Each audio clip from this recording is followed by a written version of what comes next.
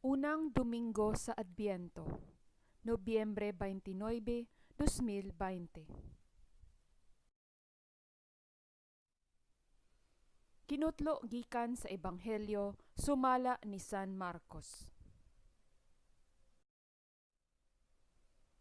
Si Jesus miingon sa iyang mga tinun-an, busa, pagbantay ug pagtukaw kamo, kay wala kamo masayod kanus-a kini moabot. Sama kini sa usa ka agalon nga mopanaw sa layong dapit.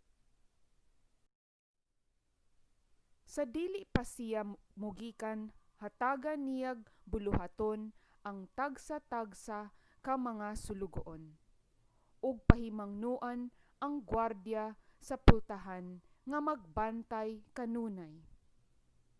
Busa, pagtukaw kamo, kay wala ninyo hibaloi kanus-a ang agalon mopauli.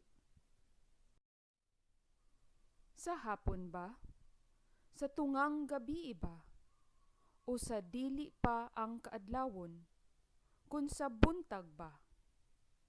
Kun mukalit siya pag-abot, kinahanglan nga dili kamo niya hikaplagan nga mga tulog. Ang gisulti ko kaninyo, gisulti ko usab sa tanan. Busa, pagbantay kamo. Ang Ebanghelyo sa Ginoo.